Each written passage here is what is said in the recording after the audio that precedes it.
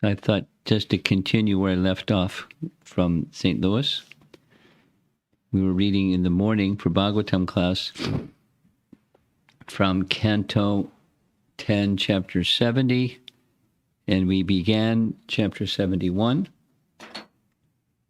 and we're going to begin from text number 9. It's Lord Krishna travels to Indraprastha. The previous chapter is called Krishna's Daily Activities. So it describes what Krishna does each morning. And after he gets up and does his morning activities, he gets in a chariot and he goes to the assembly hall. And then so many Krishnas merge into one Krishna who enters into the assembly hall, and he describes the assembly hall situation. And then a messenger arrives from 20,000 kings that were imprisoned by Jarasandha, appealing that help, please get us out of this situation, which means killing Jarasandha. But they just asked, the main appeal was, this is very difficult. Please relieve us of this difficulty somehow. As soon as he finishes his speech, his messenger of these kings, the devotees of Krishna, Narada Muni arrives. Krishna receives Narada Muni in a proper way. Narada Muni glorifies Krishna in a proper way. Commentary says that Narada Muni understood exactly what was Krishna's intention. He's carrying a message from Yudhisthira, who wants to Krishna's presence. He wants his presence and his blessings to have a successful Rajasuya Yagya, which both of them required killing Jarasandha. So it's two different, you go here and go there. And Krishna turns to Uddhava, asks Uddhava, what should I do?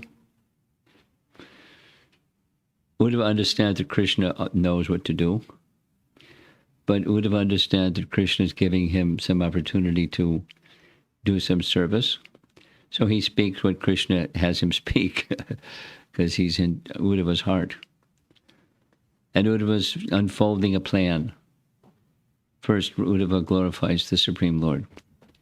Their relationship is like the relationship with Arjuna. It's Sakya. They're cousins, just like Krishna and Arjuna are cousins. Uddhava and Krishna are cousins. So the family relationship is cousins. Krishna's mother and Uddhava's father are brother and sister. So the first cousins. But there's an intimacy in this friendship with Krishna and Uddhava that's super excellent.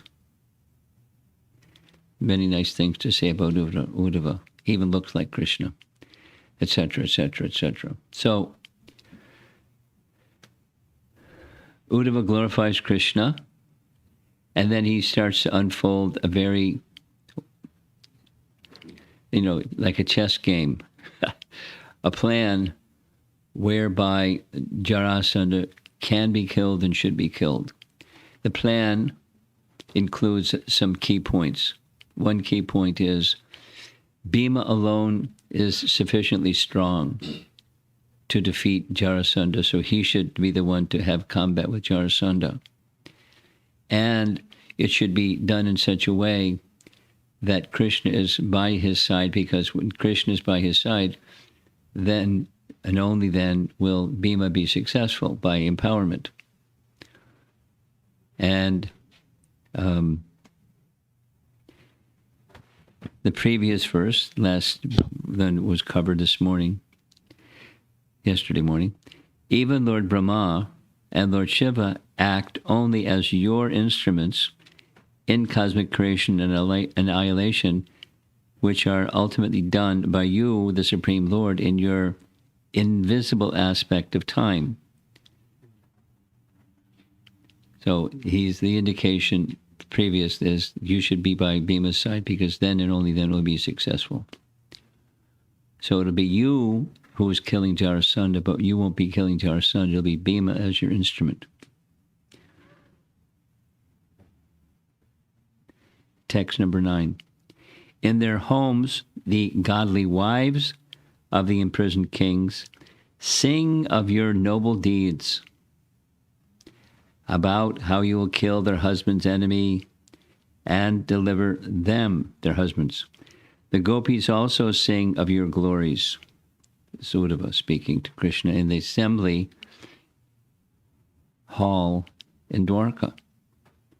The gopis also sing your glories, how you killed the enemy of the elephant king Gajendra, which is a little surprising. How the gopis then have some understanding of Krishna's divinity, but they're not supposed to have this understanding of Krishna's divinity. The gopis sing your glories, how you killed the enemy of the elephant king Gajendra, the enemy of Sita, the daughter of Janaka, and the enemies of your own parents as well. So this is the gopis sing of killing of Kamsa before he killed Kamsa. And there's no explanation in the commentary here. So also do the sages who have obtained your shelter glorify you, as do we ourselves. Uddhava speaking. Purport. Great sages and devotees had informed the grief-stricken wives of the imprisoned kings that Lord Krishna would arrange for the killing of Jarasandha, and would thus save them from their crisis. Now, the messenger is still there in the royal assembly, because Krishna is going to speak something to the messenger to take a message back to the kings. But the wives of the kings, or their queens, are already singing their songs, knowing from the sages that Krishna is going to kill Jarasandha.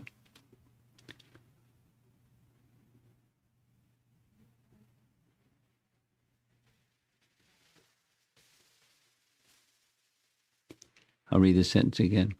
Great sages and devotees had informed the grief-stricken wives of the imprisoned kings that Lord Krishna would arrange for the killing of Jarasandha and would thus save them from their crisis. And it could be, before Krishna says that he's going to do it, they could be seeing in the future, or they could just be understanding those who take shelter of Krishna are protected by Krishna. So don't worry, Krishna will take care of the Jarasandha. These godly women would thus sing the glories of the Lord at home, and when their children would cry for their fathers, their mothers would tell them, "Child, do not cry. Sri Krishna will save your father." In fact, the Lord has saved many devotees in the past, as described here. So at least this is the BBT purport, and I haven't gone to the commentary of the Acharyas. How do the gopis know the Gajendra Moksha story, and how, that Krishna is that same Lord Vishnu? That Krishna has already killed. Of course, this could be the gopis singing these songs after Krishna had left, that Krishna then killed Kamsa. That's a possibility chronologically. Anyway, that Krishna is Lord Ram who saved Sita somehow. Doesn't say how. I picked a tough one to start with, huh? Text number 10. Uddhava speaking. O Krishna, the killer of Jarasandha, which is certainly a reaction of his past sins, the killing of Jarasandha will bring immense benefit. Indeed, it will make possible the sacrificial ceremony you desire. Sacrificial ceremony is the Rajasuya, because the Rajasuya cannot be done without defeating or extracting tribute or tax from all kings under the rule of the emperor. Purport. Sridhar Swami explains that the word buri, artha, or immense benefit, signifies that with the death of Jarasandha, it will become easy to kill the demon Shishupal and to realize other objectives. The great commentator Sridhar Swami further explains that the term Paka indicates that the kings will be saved as a result of their piety, and that the term Vipakena indicates that Jarasandha will die as a result of his wickedness. In either case, the plan Uddhava has proposed is most favorable for the execution of the great Rajasuya sacrifice desired both by the Lord and his pure devotees, the Pandavas, headed by King Yudhishthira. So, Buri Artha, immense benefit, meaning after Jarasandha is killed, Shishupal will be easily killed. So how does the chronology go? After Jarasandha was killed, then the kings are released. Krishna goes back to Indraprastha. Krishna anoints the son of Jarasandha quickly, immediately, while still in his capital city. He inaugurates his son as the next king. The son offers the tax. This was part of the strategy. The Krishna's interesting plan is that Jarasandha would be killed outside the city.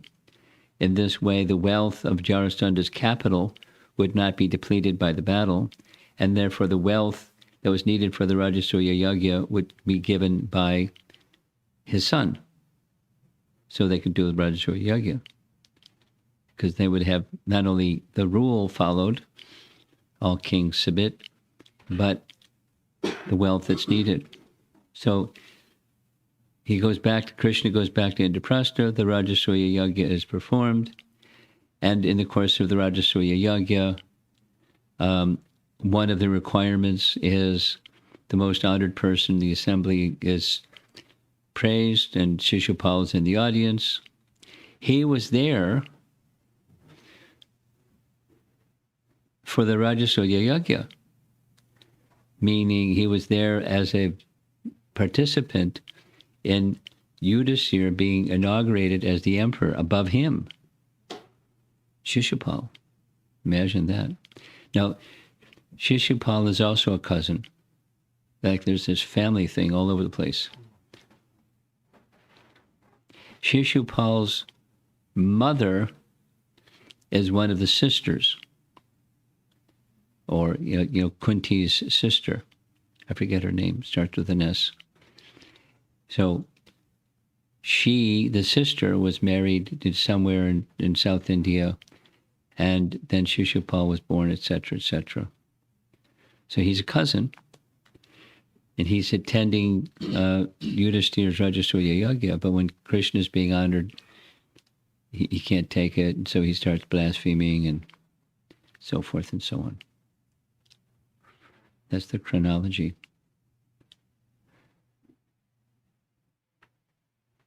Then Duryodhana is insulted. So this is part of the picture. When Krishna came to Indraprastha to participate in the Rajasuya Yagya, That's what's coming up after this. After he says yes, he goes to Indraprastha. The Lord, he travels to Indraprastha with a whole big thing. All of his queens went. Balaram and Ugrasena stayed behind to protect Dwarka.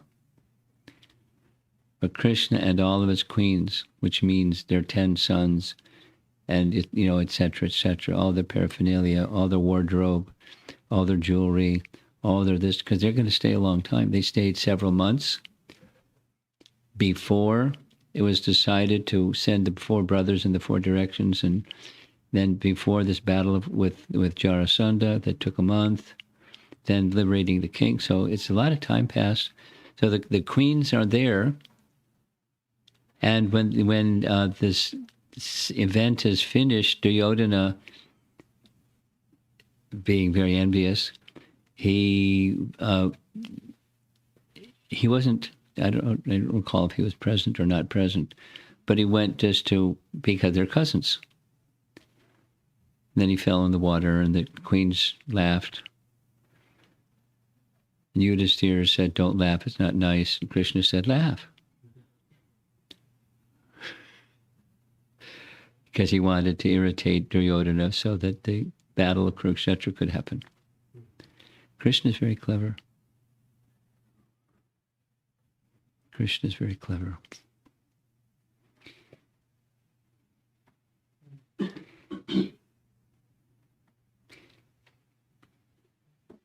Text 11. Shukadev Goswami said, "O king, Devarshi Narada, the Yadu elders, and Lord Krishna all welcomed Uddhava's proposal, which was entirely auspicious and infallible." Of course, he only spoke what Krishna indicated to him to speak. Srila Sridhar Swami, this purport, explains that the term Achyutam indicates that Uddhava's proposal was, quote, fortified by logical reasoning. Furthermore, Shukadev Goswami specifically indicates by the term Yadu Vridha that it was the senior members, not the junior ones, who welcomed the proposal. Well, what's the mention of the junior members? The junior members were it's said, not here but elsewhere, before these 2 messengers came, that morning in the Royal Assembly Hall, there was discussion about killing Jarasandha, wicked Jarasandha. So the younger ones are the younger members of Yaduvamsa. They wanted to fight. They're Kshatriyas. And this was a really good fighting opportunity for the right cause, because he's so terrible. He's such a demon. So the younger ones didn't like it so much. The junior ones who welcomed the proposal, the senior ones, not the junior ones, welcomed the proposal. Young princes such as Aniruddha did not like Uddhava's proposal, since they were eager to fight Jarasandha's army immediately. Text 12. The Almighty Personality of Godhead, the son of Devaki, begged his superiors for permission to leave. Then he ordered his servants, headed by Daruka and Jaitra, to prepare for departure. Now, Daruka, we know who he is. It's Krishna's charioteer, chariot driver, right? And Jaitra, I'm not sure. Jaitra may be his son. Not sure. To prepare for departure. Purport: the superiors mentioned here are personalities such as Vasudeva, Lord Krishna's father. Definitely the superior, at least in terms of age. Text 13. O slayer of enemies, Shukadev to Parikshit Maharaj, After he had arranged for the departure of his wives, children, and baggage, and taking leave of Lord Sankarsana and King Ugrasena, Lord Krishna mounted his chariot, which had been brought by his driver. It flew a flag marked with the emblem of Garuda. Yeah. Purport: having accepted Uddhava's proposal, Lord Krishna first proceeded with his wives, family, and entourage to the royal city of Indraprastha, the capital of the Pandavas. The rest of this chapter describes Lord Krishna's journey to that city and how he was received there by his loving devotees. In Indraprastha, Lord Krishna explained to the Pandavas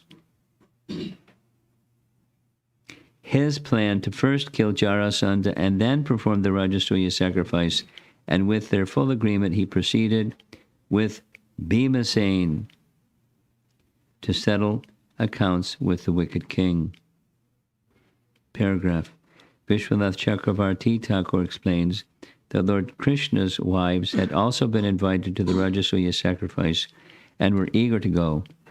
The description of the colorful royal procession begins with the following verse.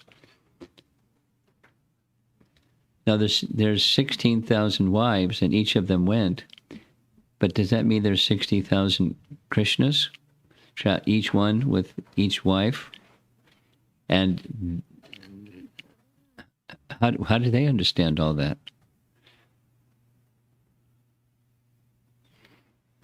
No explanation.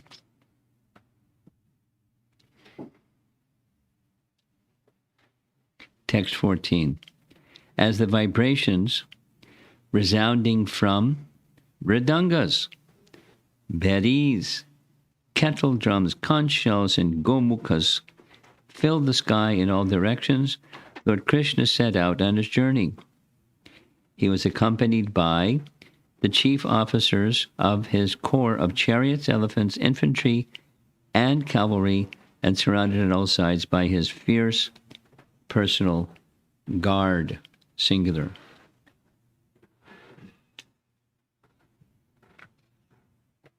Just imagine this scene. Lord Achyuta's faithful wives, along with their children, followed the Lord on golden palanquins carried by powerful men. The queens were adorned with fine clothing, ornaments, fragrant oils, and flower garlands, and they were surrounded on all sides by soldiers carrying swords and shields in their hands. Purport: according to Sridhar Swami, the word Vaiji indicates that some of Lord Krishna's queens were transported by horse-drawn conveyances. Text 16. On all sides proceeded finely adorned women, attendants of the royal household as well as courtesans. They rode on palanquins and camels, bulls and buffalo, donkeys, mules, bullock carts, and elephants. Their conveyances were fully loaded with grass tents, blankets, clothes, and other items for the trip. I mean, imagine how big a scene this is. Purport: Srila Vishwanath Chakravarti explains that the household attendants mentioned here included washerwomen and other helpers. Text 17. The Lord's army boasted royal umbrellas, chamara fans, and huge flagpoles with waving banners. During the day, the sun's rays reflected brightly from the soldiers' fine weapons, jewelry, helmets, and armor. Thus, Lord Krishna's army, noisy with shouts and clatter, appeared like an ocean stirring with agitated waves and Timingala fish. Text 18. Honored by Sri Krishna, the chief of the Yadus, Narada Muni bowed down to the Lord. All of Narada's senses were satisfied by his meeting with Lord Krishna. Thus, having heard the decision of the Lord, and having been worshipped by him, Narada placed him firmly within his heart and departed through the sky. With pleasing words, the Lord addressed the messenger sent by the kings. Here it is. It didn't say much. Na bhaishta dita badram vo. That's it. It's all Krishna has said in all of this. My dear messenger, I wish all good fortune to you. I shall arrange for the killing of King Magadha. Do not fear. Just yesterday evening, there was a conclusion of 8 classes on the middle 6 chapters of Bhagavad Gita, and they ended with Ma Suchaha. So I made reference to this. Ma Bhayishta. Same. Do not fear. The message, the statement, the statement Ma Bhayishta, do not fear, is in the plural, being intended for both the messenger and the kings. Similarly, the expression Badram Va, blessings unto you, is also in the plural, expressing a similar intent. Now, it doesn't say how many days the journey, but it's a long time between Krishna's making this statement to the messenger. Now, all of this description is the preparations. They haven't started yet because Narada left, and now the messenger is going to leave, carrying the message back. But there's a time lag between when Krishna makes this utterance and when it's fulfilled. And there's a purpose behind that time lag, which I plan to discuss this weekend. Text 20. Thus addressed, the messenger departed and accurately relayed the Lord's message to the kings. Eager for freedom, they waited expectantly for their meeting with Lord Krishna. Purport. The great Vaishnava scholar Srila Jiva Goswami comments here that by the force of circumstances, the king began focusing their attention on Lord Krishna alone, which had a really good effect. They became Krishna conscious.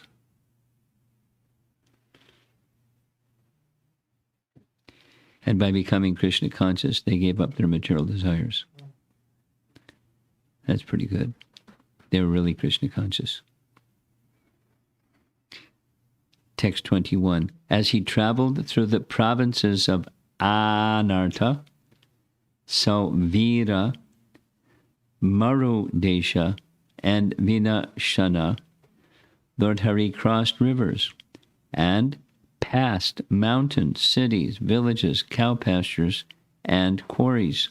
After crossing the rivers Drisha and Saraswati, he passed through Panchala and Matsya, and finally came to Indraprastha. Again, it doesn't say how many days along that journey, but it's the big shebang going all that. King Yudhisthira was delighted to hear that the Lord, whom human beings rarely see, had now arrived. Accompanied by his priests and dear associates, the king came out to meet Lord Krishna.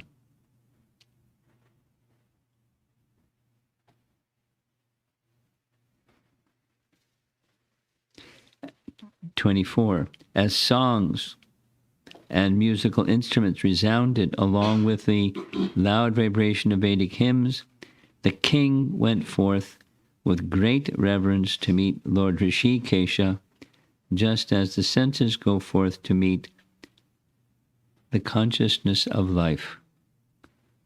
It's a nice verse. Purport.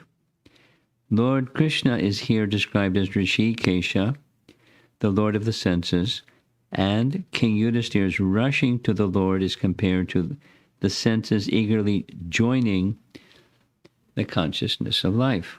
Without consciousness, the senses are useless. Indeed, the senses function through consciousness.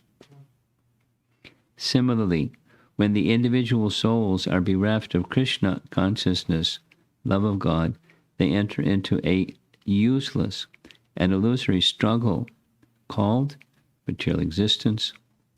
Pure devotees like King Yudhisthira are never bereft of the Lord's association, for they keep him always within their heart. And yet, they feel special ecstasy when they see the Lord after long separation, as described here. Nice.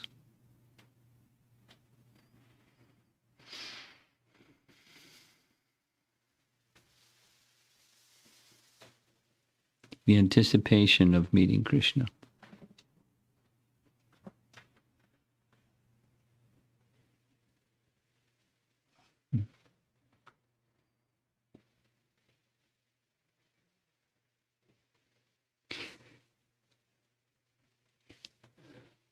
It's the path.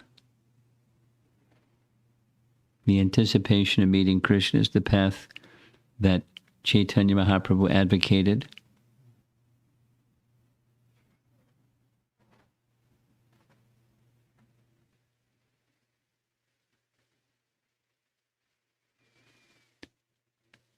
Just this morning I was listening to Prabhupada, Canto 1, Chapter 10, around text 40, something like that. Prabhupada was referring to this point, the Hey Radhe Brajadevi Ke Chalalite, etc., the mood of the Goswamis, although they were in direct communication, in direct touch with Krishna, they never spoke like that, they never wrote like that. They expressed the mood of intense longing for his meeting. Where are you? Same Lord Chaitanya did himself. And he was saying there's I don't know, I remember the lady's name, some lady wrote a book saying that, Krishna comes and she sees Krishna and Krishna snatches her garment and, and on and on and on. It's a Sahajya book.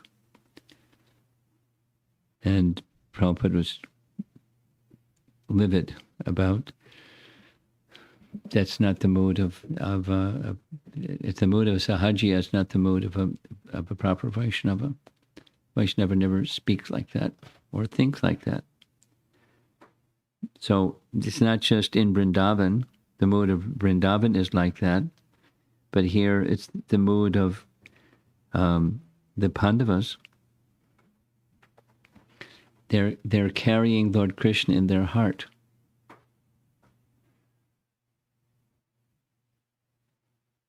The Bhagavatam is so nice because it gives all these nice descriptions of these very nice devotees.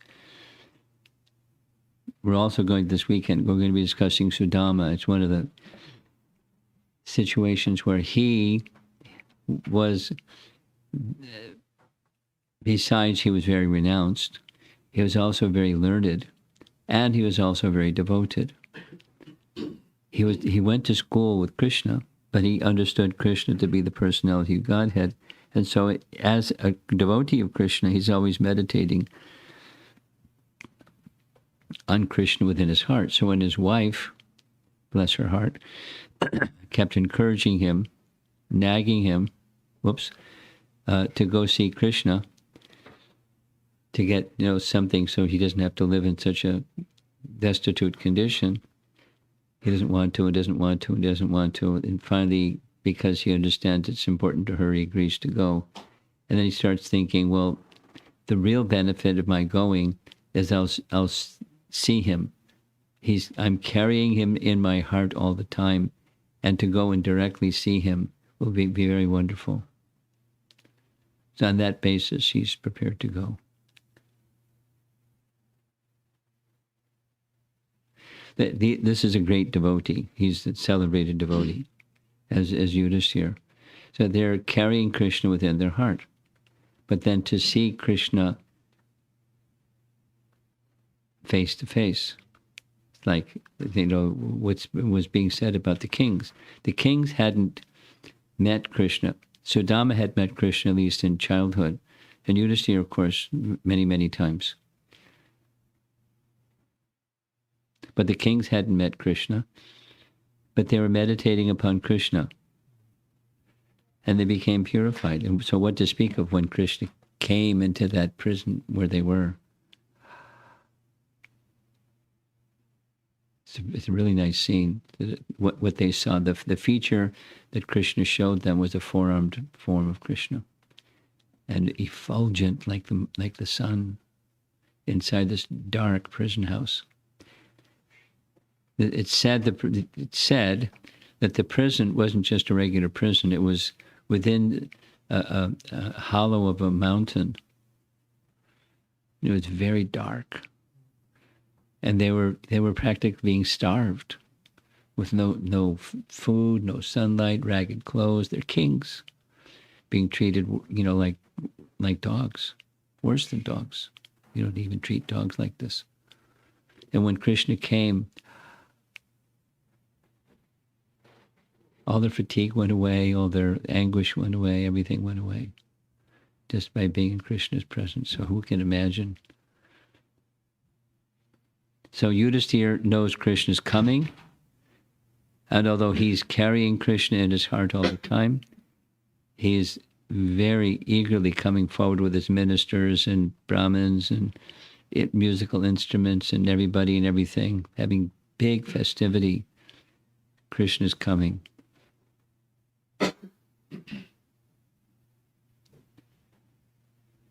Pure devotees like King Yudhisthira are never bereft of the Lord's association, for they keep him always within their heart, and yet they feel special ecstasy when they see the Lord after long separation, as described here.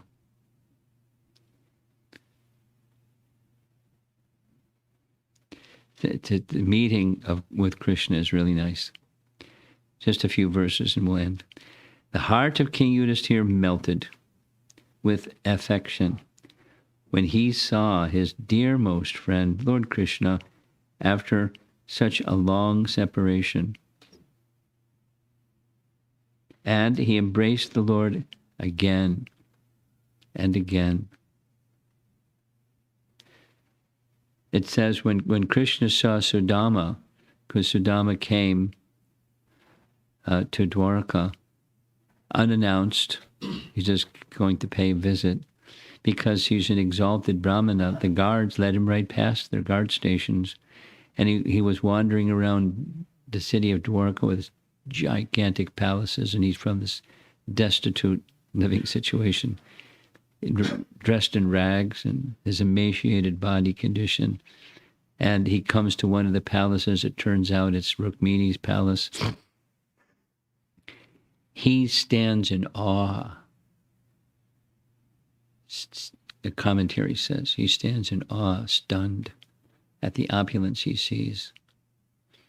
Rukmini sees him coming. She understands his situation. He's dressed in rags. She doesn't know who he is. She comes and extends her hand, takes him by the hand, and brings him to Krishna. When Krishna sees him coming from a distance, Krishna stands and is stunned. It says, but the commentators say Krishna became confused.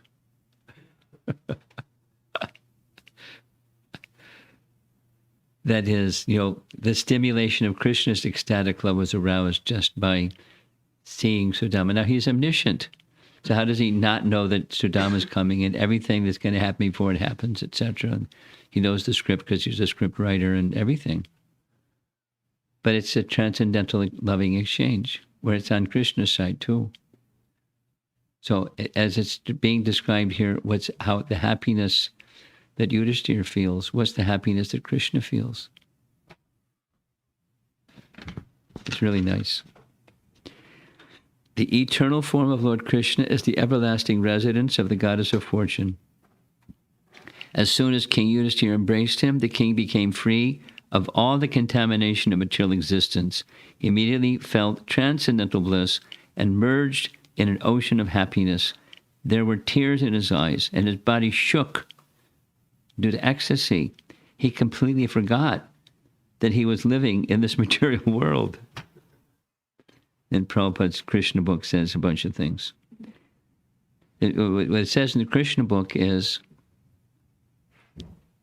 he became so ecstatic he didn't even know what to do. He just lost his sense of protocol. He just stood kind of numb, ecstatic numbness, crying. Then Bhima, his eyes brimming with tears, laughed with joy as he embraced his maternal cousin Krishna. Arjuna and the twins, Nakula and Sahadev, also joyfully embraced their dearmost friend, the infallible Lord, and they cried profusely. After Arjuna had embraced him once more, and Nakula and Sahadev had offered him their obeisances, Lord Krishna bowed down to the Brahmanas and the elders present, thus properly honoring the respectable members of the Kuru, Srinjaya, and Kaikaya clans. Purport. Srila Sridhar Swami mentions that since Arjuna was considered Lord Krishna's social equal, when Arjuna tried to bow down to him, Lord Krishna held Arjuna by his arms so that he could only embrace him. The twins, however, being junior cousins, bowed down and grasped Lord Krishna's feet.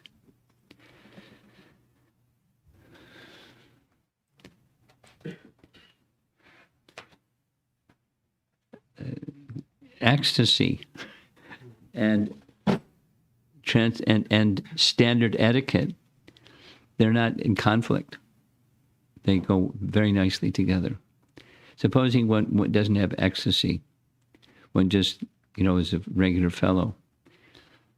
Standard etiquette is to be observed. And standard etiquette is to be observed according to social custom. And the social custom has a reason behind it. It's the essence is respect. That just respect is shown in different ways according to social position. And sometimes the ecstasy just overrides the social position. Like when it was time for Krishna to leave Hastinapur and go back to Dwarka, he went to see Kunti, and he went to see Kunti offering his respect by touching her feet, because that's his aunt. She's his elder. She's the sister of his father. So she's offering his respect to his aunt. And how does she feel? Because she sees him as the personality of Godhead. And, she doesn't go, no, don't do that. It's just, it's an exchange, it's loving exchange according to social position. And then she goes on in her own way, in Queen Kunti's prayers, describing what she does understand about him and what she finds to be bewildering about him. What's just contemplating the consciousness, the mind, the intelligence, and the emotions, transcendental emotions of these great souls, what they're experiencing.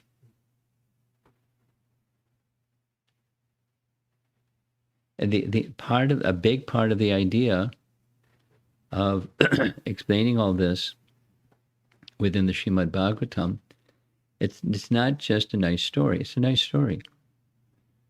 And it's teaching us standards of etiquette. It's not teaching us those things. It is teaching us those things. But it's also, it's meant, according to Rupa Goswami, it's meant to stimulate ecstatic love. And different moods of love are there expressed in Srimad Bhagavatam. Here it's the Aishvarya feature, but even in the Aishvarya feature, there's so much Madhurya. And they don't throw away the social etiquette. The social etiquette is observed properly and wonderfully, along with the ecstasy that they're feeling. I mean, Bhima, tears, uncontrollable tears streaming from his eyes. As powerful as 10,000 elephants. Just think of how powerful an elephant. Anyway, Bhima, tears streaming from his eyes. And then comes all the other personalities. So there's the elders, there's the peers, there's the juniors. And there's varieties of ecstatic love. And the ecstatic love is awakened for us by hearing about those who have ecstatic love. Just yesterday, in Vishwanath Chakravarti Thakur's commentary on 1866, he makes a comment that says, this is, not verbatim, but paraphrased. Previously in chapter 9 of Bhagavad Gita, I stated you're not qualified for Ananya Bhakti. You have to do Karma Yoga. Karma Mishra Yoga. Yad Karoshi Yadasnasi, he quotes the verse. But now I'm saying that I'm making you qualified. I'm hereby making you qualified for Ananya Bhakti. And it's a rule. It's very nice. It's a rule that I have given that one cannot get this Ananya Bhakti except through one who has it. He uses a Sanskrit term, ekantaka bhakta. Now I'm breaking my rule. I'm giving it myself. Just like I broke my promise to Grandfather Bhishma.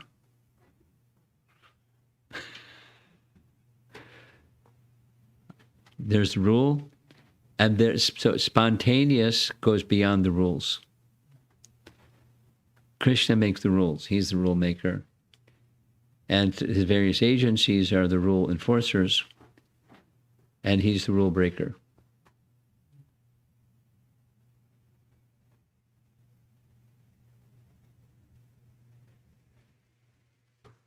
And spontaneous devotees have the capacity to break the rules. Now, Krishna has the capacity to instruct, because this has everything to do with this 1866 verse. Supposing you surrender to Krishna and Krishna says, do something that's sinful, you do it. No, we don't have that opportunity to do something where Krishna tells us to do it. But Yudhishthira did. Tell a lie. So he had to do what Krishna said. I can't tell a lie. I've never told a lie in my life. So when Krishna says that, it's transcendental. I was thinking about this. I want to go over the details again. But Prabhupada instructed his disciples to steal. Not exactly steal, but it had to do with, in London, there was a man who had a sentiment for Prabhupada, but he had attachment for Radha Krishna deities in his home. He had, just in his home, in the living room of his home, were deities of Radha Krishna. And he had he was of two minds. So Prabhupada came with some of his devotees to visit the man's home. And they were talking. Prabhupada purposely not even looking at the deities. And some words were spoken by Prabhupada towards the end of the visit.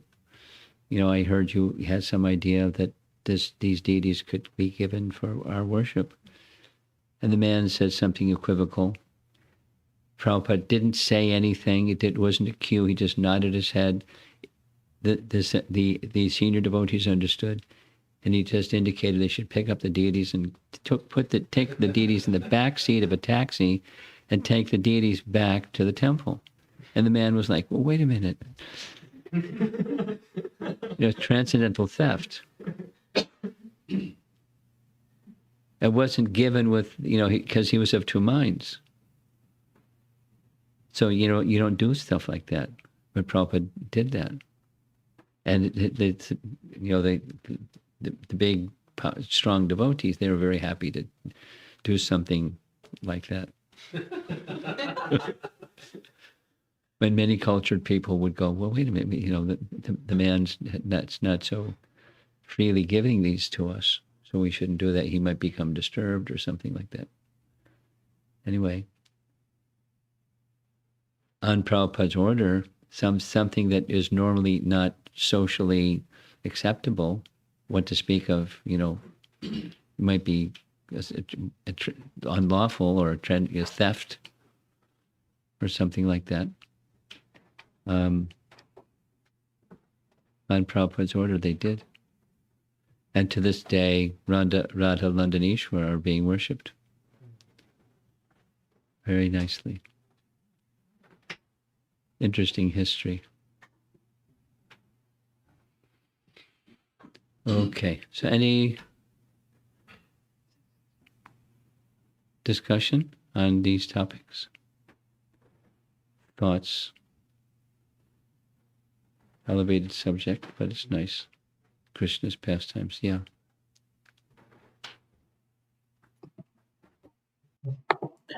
Marge, I'm switching microphones here just so that we can capture some sound. But just meditating a little bit on the scene of how Yudhishthira Maharaj is receiving Krishna. So beautiful, and how you're relishing it is so beautiful. Thank you.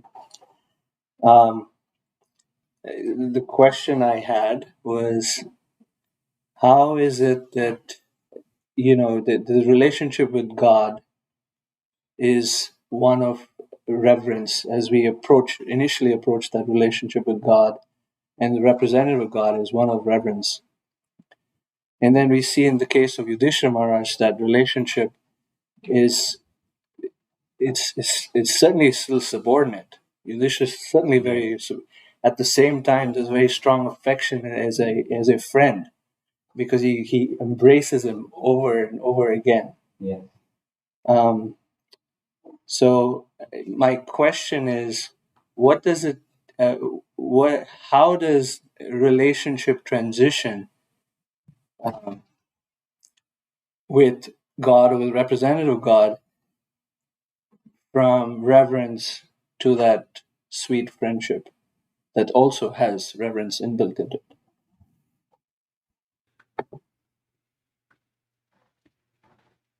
Well, my favorite answer to a question like this is it depends.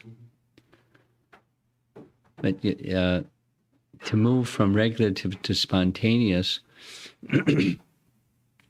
has everything to do with the parties involved.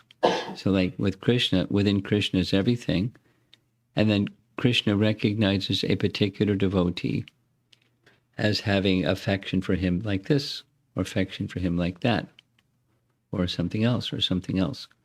So as purification through regulative practice takes place, then it is possible, not necessarily something to be coveted or cultivated or aspired for. But there may come a stage where spontaneous emotion becomes so strong it supersedes the regulative.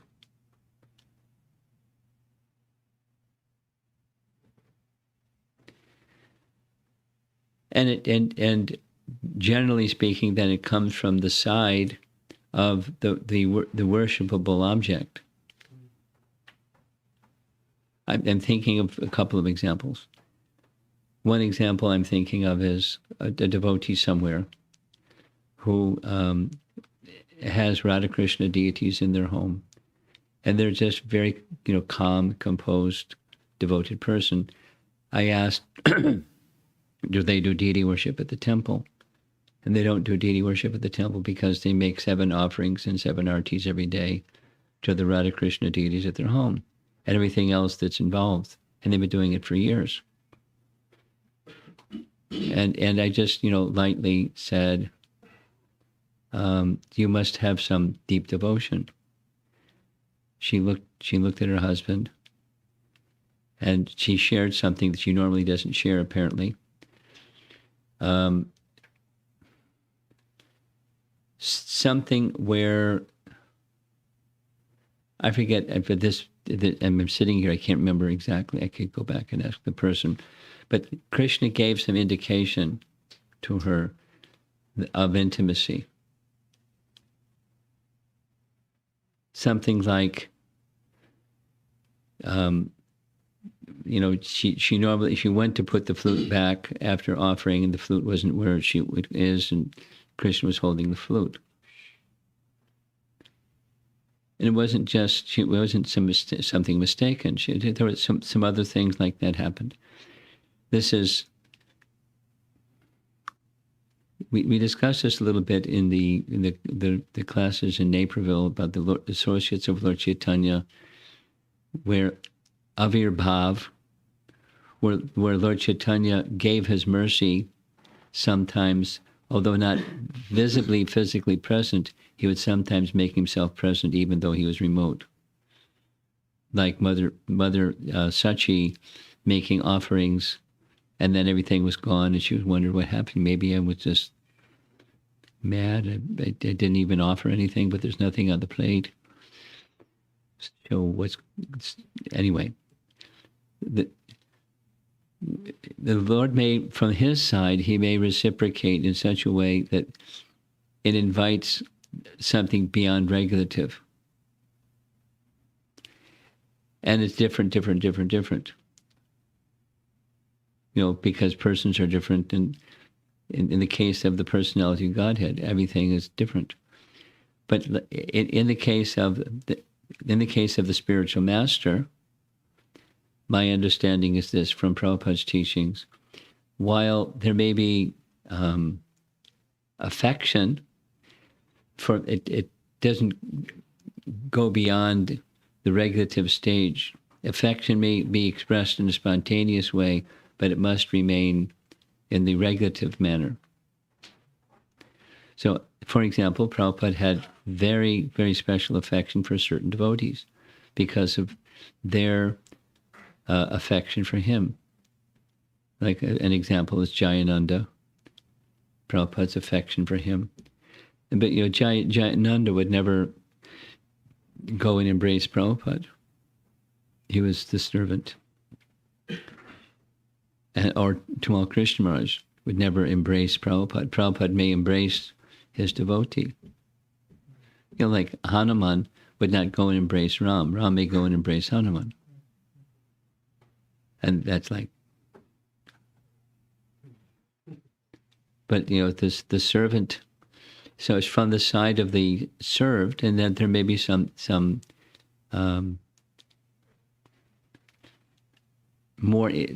less formality and more informality, or more on the friendship side.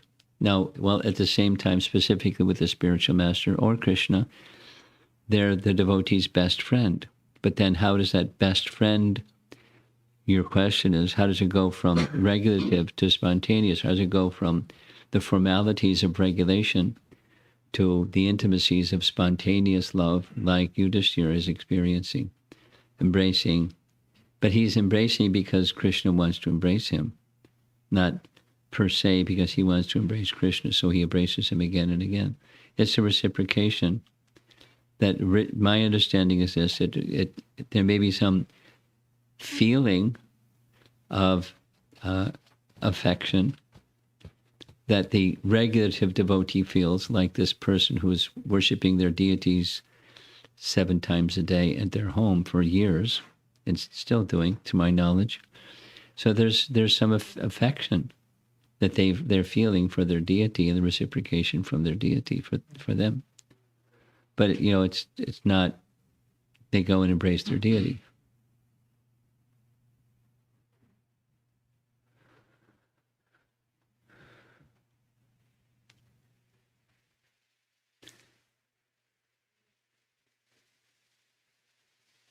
Now, it is, for example, it is said that Jiva Goswami would sing and Radha Damodar would dance.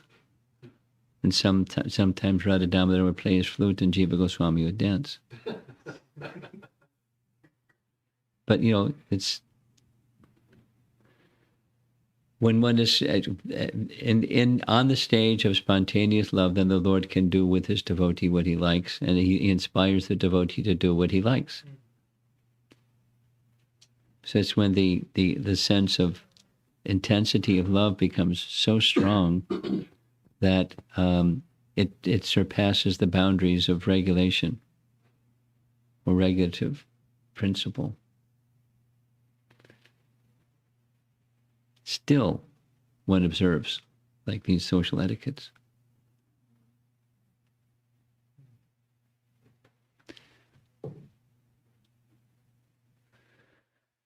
Anything else? Yes? There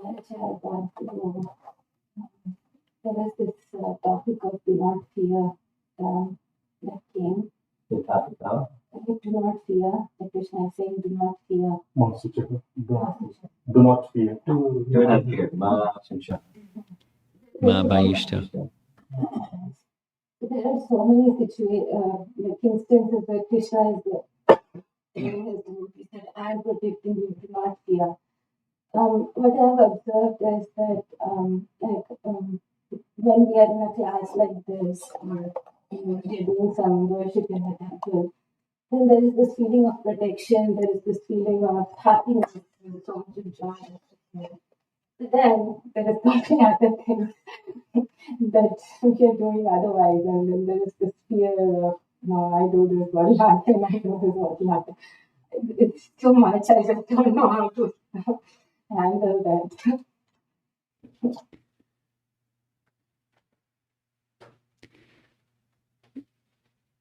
It's worth going back and reading it again and again, since you're bringing this question up.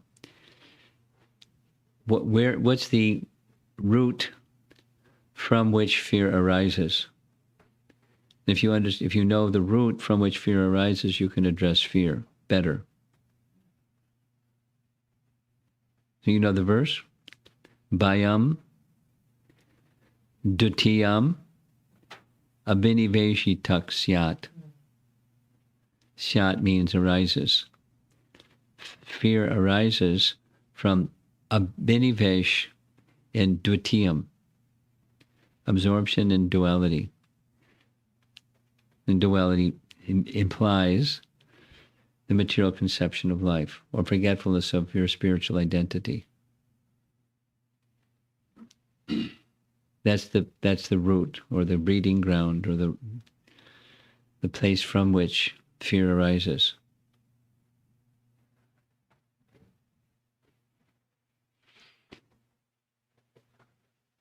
So that's why then what to do. So you go through the rest of the verse. The rest of the verse indicates what to do. The cure of the root of fear is hearing from proper sources and proper company, and that's the Shravanam Kirtanam Vishnu leads to Vishnu Smaranam. and then fear is checked. Fear being checked doesn't mean you become foolish, but you also feel protected. When you're not feeling foolish, it's like the word is out. There was some gunshots yesterday evening. So now, well, Krishna will protect me. So, but there are devotees. So we're shifting the venue for this weekend's activities from the Chicago temple to the Naperville temple, because we don't want to be foolish. We want to be fearful, but we also don't want to be foolish. And some persons would stay away simply because of fear. So let's go to a place where people won't stay away. Anyway, so but my point is this: while being fearless, we don't act foolish. I'll go in through the middle of the highway when the traffic is moving 65 miles an hour. I'm going to walk across the highway, and Krishna will protect me. We don't do foolish things. Krishna will protect me. We don't make Krishna our servant. We make thoughtful choices in the course of what we do. That's also part of our service to Krishna. But in so doing, Krishna will protect me. That's the reassurance. Goptritve Baranam Tava Rakhishatiti Vishvaso Goptritve Baranam Tava. So that's the mood of surrender. So that's another way of looking at how to deal with the fear. It's the alternative. Masurchaha is no fear, because ma may come sharanam, or sharanagati, or surrender.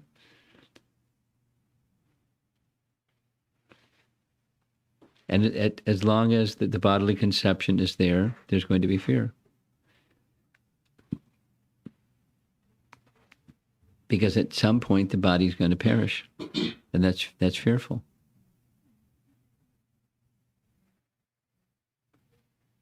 You know these things philosophically.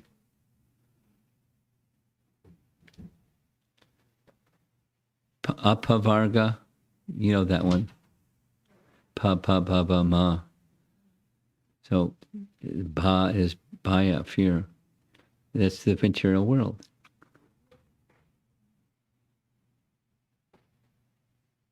But what's apavarga? The spiritual world, the spiritual conception. So the more you can move towards the spiritual conception, and in that spiritual conception, have a sense of Krishna's protection. Raksha. Rakshishatiti Vishvaso. Krishna will protect me.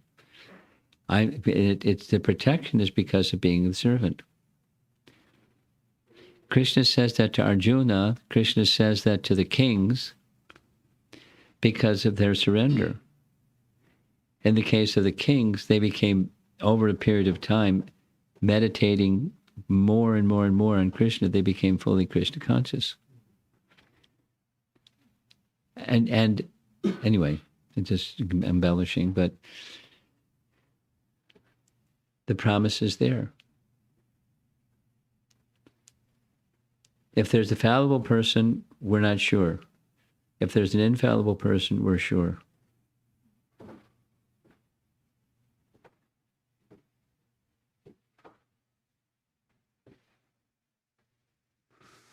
So it's our relationship with Krishna and a remembrance of that relationship with Krishna and his almightiness, the majesty part. But the affectionate Supreme Lord protects his devotees by affection more than by his majesty. That's another nice teaching.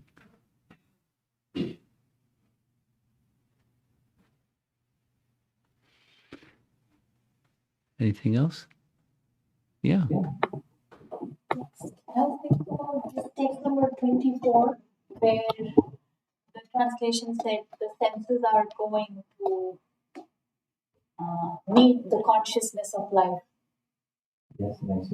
That was nice. I was thinking the analogy or the way it is being used is without the senses, without the consciousness of life, the senses cannot feel or taste anything. Yes. So consciousness of life is needed for the senses to operate. And so, like, for a Krishna conscious person or a spiritually advanced person, for him the life doesn't make sense until he has Krishna in his life. Yeah. So And you can say the reverse, that bodies that are lacking or weak in Krishna consciousness, they're like the flapping of dead bodies flapping in the wind. It's right in the Bhagavatam, in the second canto. It's no more meaning than the flapping of a dead body in the wind, because the consciousness of Krishna is absent. Now that's it may sound hard or harsh or something, but on the other hand, when you look at what real life is this nice metaphor, isn't it? The senses rushing to meet consciousness. Then there's real meaning. So it's not that Yudhishthira was not Krishna conscious; he was carrying Krishna in his heart. But here comes Krishna. Senses running to meet consciousness. It's a nice metaphor. I like it.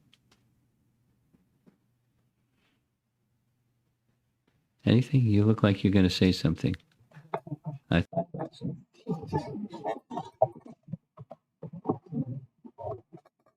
Starting of Bhagavad Gita, Arjuna says, like, if I kill all these people, what happens to religion? What happens to the family rituals and everything?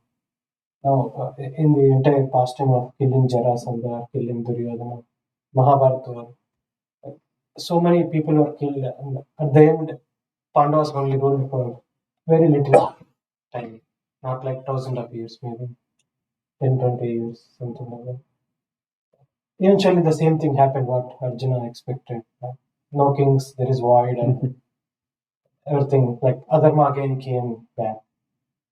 Even Krishna appeared, and he says, like, I appear for establish Dharma. But after Krishna left and Pandavas left, and immediately after Parikshit, everything is bad. Like, then again, my question is, like, Arjuna's dilemma is correct. Like, eventually, if he kills everyone, everything is going to ruin.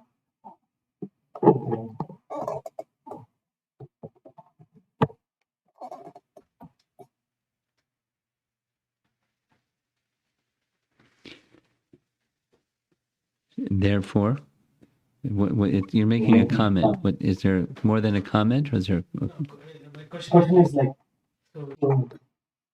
so what Arjuna expected is happened. Then So then that question is a comment. What you expected happened. And there, so is it? Are you saying therefore Krishna was wrong and Arjuna was right? That's not what you're saying. So what is it that you're saying? where is the dharma? Means dharma is only stayed for little time.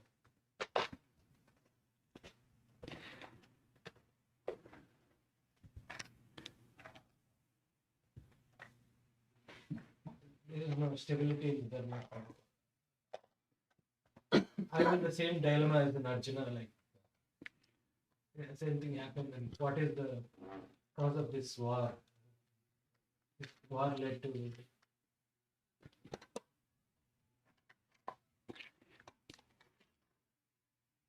I'm trying to. I teach you to talk, but I'd like to understand what it is that you're wanting to understand more, because I'll just talk because I'm not sure what you're asking.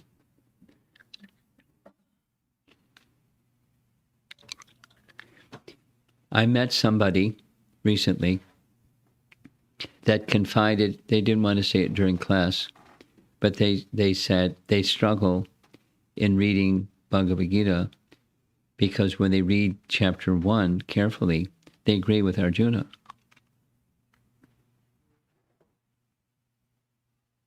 There's something on the other side of the pan scale, but they agree with Arjuna because everything that Arjuna says, he didn't say it the way that you said it, but they're principles of theistic conduct or virtue that they resonate with.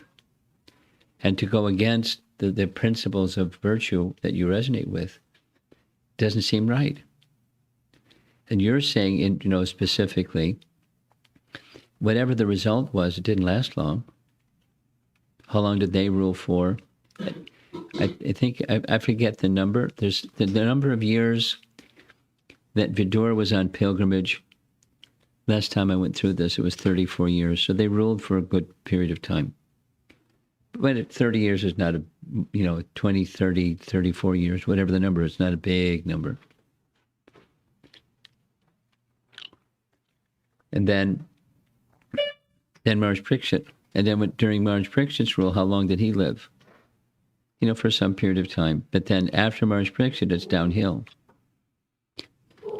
So what is that? The inference is not, therefore, don't act with the transcendental purpose of Krishna in mind, because better to act with the principles of virtue and morality in mind.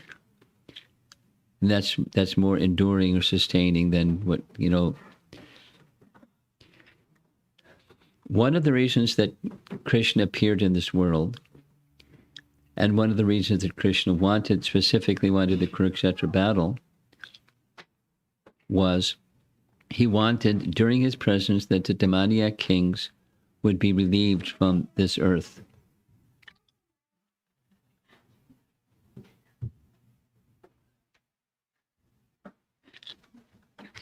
Here they are.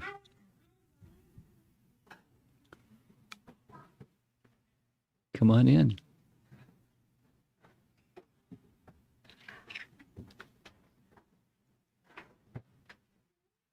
Look at this.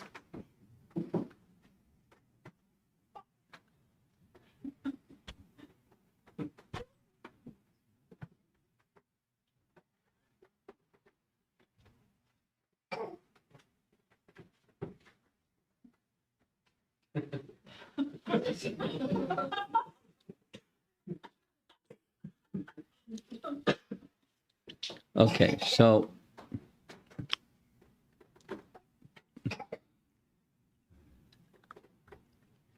Krishna wanted that the forces of abundant forces of demoniac spirit should be relieved from this world. He appeared for that reason, and the Kurukshetra battle was for that reason. So many demoniac kings were destroyed, which he wanted. And he wanted that before he left, there would be a virtuous person ruling the world, not Duryodhana. Krishna was going to leave, and he wanted to leave behind a virtuous king, because kings should be virtuous. One of the arguments that the Yudhishthira gave was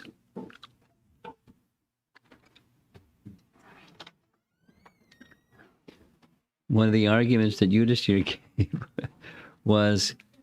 is doing a good job. He's a good organizer. He's got everything running, so no need to disturb it. He's doing a nice job.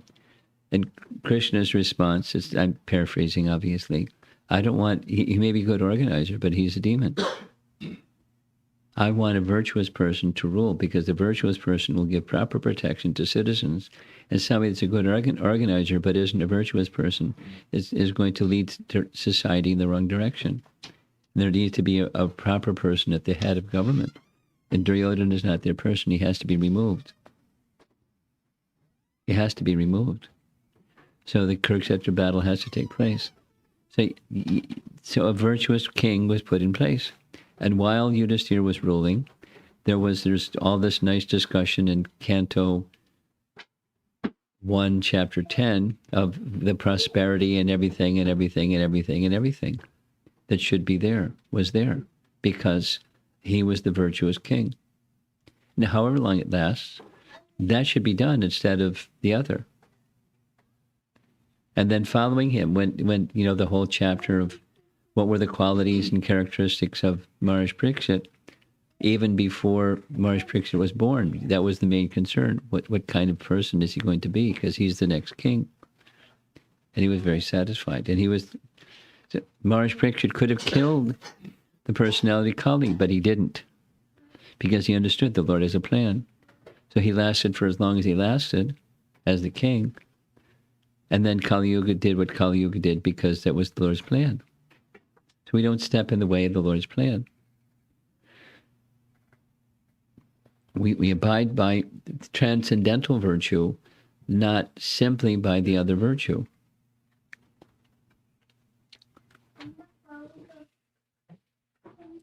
And the welfare of those kings who were killed was their benefit.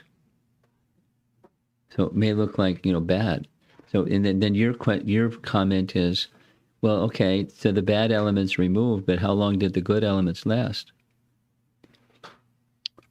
They lasted for as long as they lasted because it was Krishna's plan that Kali Yuga would happen. And why was it?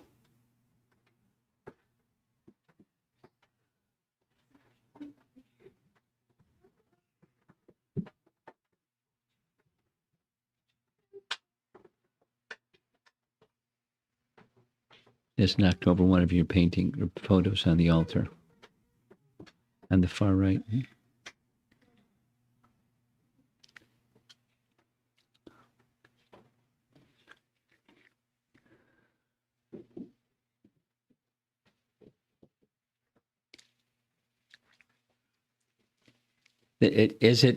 Should we, let's step back and say, is it Krishna's plan that there's got to be a Kali Yuga?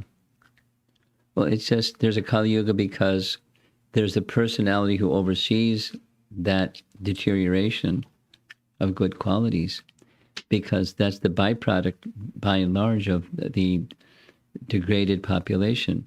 They do sinful activities and their sinful reactions, and he's the one that's encouraging those sinful actions and reactions. And he loses at the end of Kali Yuga. So, to be responsive to your question, what's the big picture? If you're Maharaj Parikshit and you see the personality of Kali, are you going to kill him? That means there's no age of Kali because he's gone. You killed him. Or what's Krishna's plan?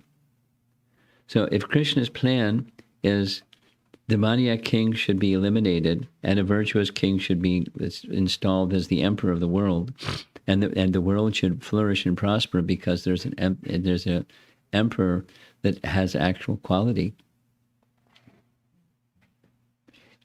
Even it may not be for umpteen years, it's just 30 years, 34 years, or whatever it was. That's what should be done. Again, the bigger picture of Krishna's plan.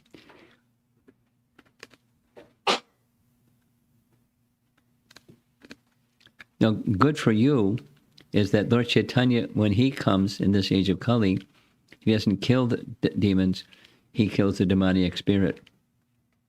So you should get on Lord Chaitanya's bandwagon and become really invigorated to kill the demoniac spirit. And that those persons who are demons become devotees because of the influence of the Sankirtan movement of Chaitanya Mahaprabhu.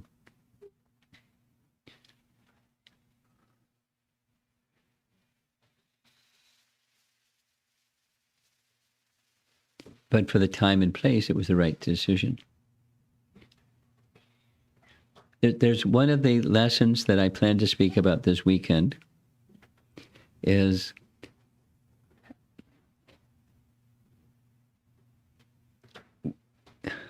part of our problem, problem in material existence is we think that our plan is better than Krishna's plan. I'm not saying that that's you, but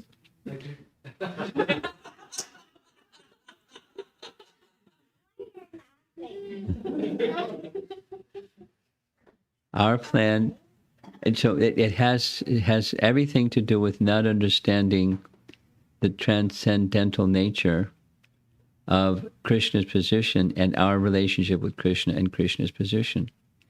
But if we're patient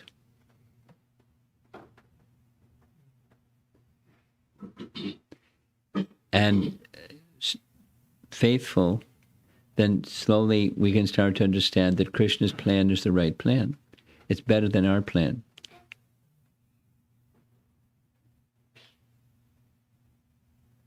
Krishna's plan is better than our plan. Now, exactly what is to be accomplished by Krishna's plan that's better than our plan that we think is better than his plan? Through purification, one may come to understand. But this is your question is touching on one of the main points I want to make this weekend. Is exactly this. And it came out in the Sanatana Goswami's. Why did Lord Chaitanya transcendentally arrange for his body to become infected? And then again and again and again, knowing that Sanatana Goswami had such an aversion to his body being in that condition, even existing, he forbid him to commit suicide. He wouldn't go past the Singhadwar gate to join Mahaprabhu. He knew how much Sanatana Goswami felt badly about what his body might contaminate others, and then Lord Chaitanya would continue to embrace him. And what was that doing to the emotion of Sanatana Goswami? He's going nuts. He's going nuts. And then when he wanted to leave, he wouldn't let him leave. Like, you can't go and you can't stay and you can't this and you can't that, and he keeps embracing him. Then he cured him.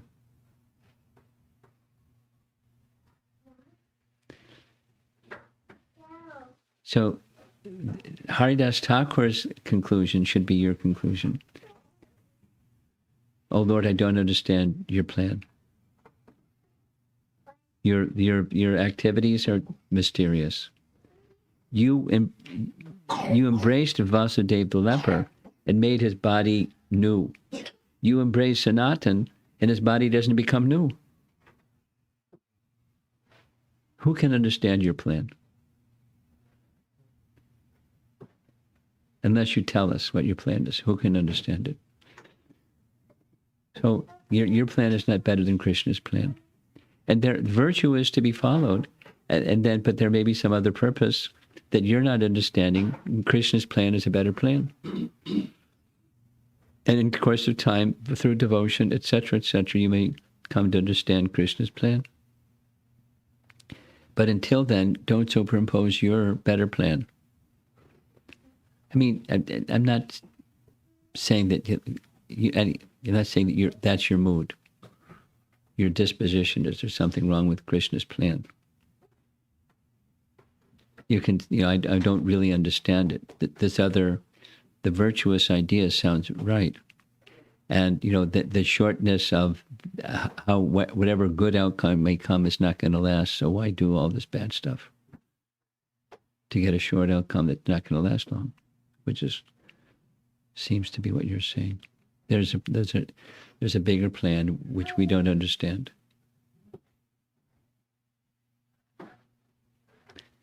In course of time,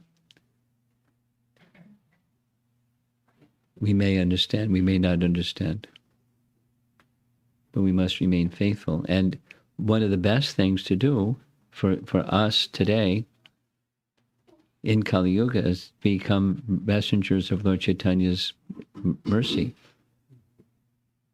become recipients of and then distributors of Lord Chaitanya's mercy.